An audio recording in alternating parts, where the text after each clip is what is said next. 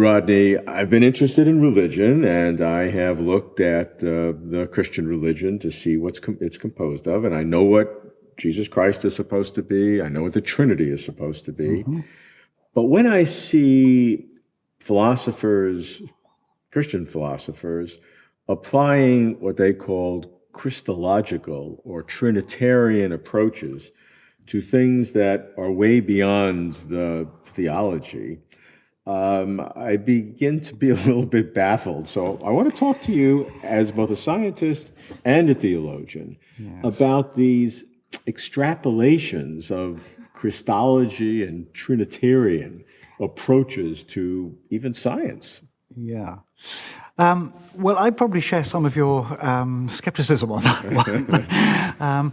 There are some ways in which theologians talk about the world, say evolution, biological evolution, and they bring the person of Christ in, Christology, as being in some sense the pinnacle of the evolutionary process. So, for Christians, Christ is unique, and historically there have been various ways of interpreting the person of Christ. Sometimes as just an exemplar. And indeed, I think this evolutionary view would be rather along those lines, that he is the ultimate, he's the one who is most perfectly produced through the evolutionary process. And I would be very skeptical about that. I'd take a much more orthodox and ontological view of the person of Christ than that he is the second person of the Trinity. He is God incarnate.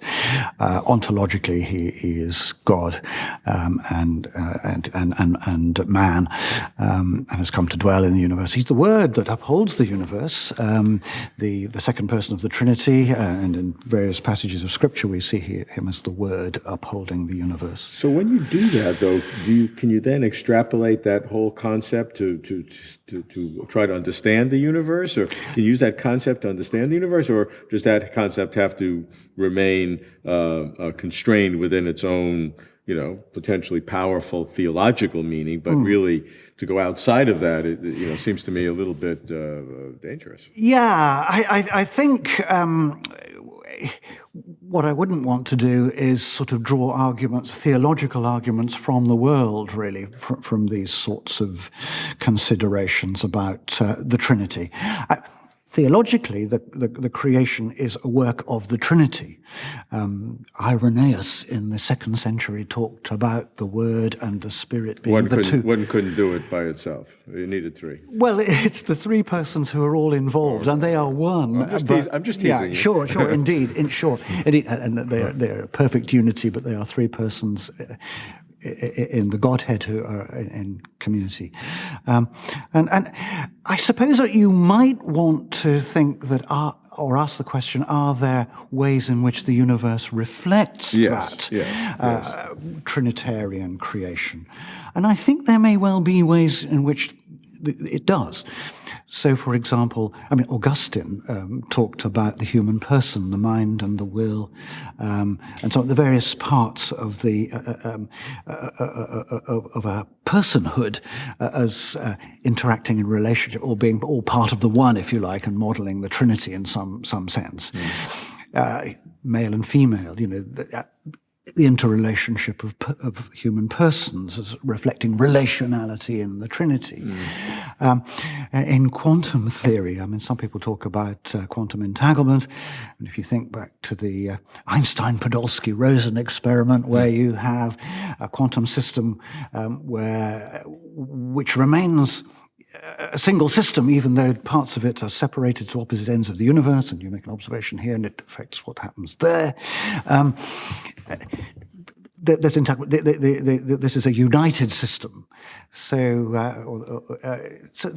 these are aspects. So you're seeing potential Trinitarian analysis of quantum entanglement? What I'm seeing is I mean, that's kind of pushing it. Well, don't you think? I think all I'm saying there is what I'm seeing is relationality in God reflected in relationality in the Trinity. I don't want to push it too far, to be frank, but that kind of relationality reflected in the created world we see, a world of many parts, but in some sense united. Another Christological concept is, I guess, the idea of God emptying God's self and having a so-called kenosis, self-limiting type of thing. And I've seen that applied to things in the world. Is there any legitimacy?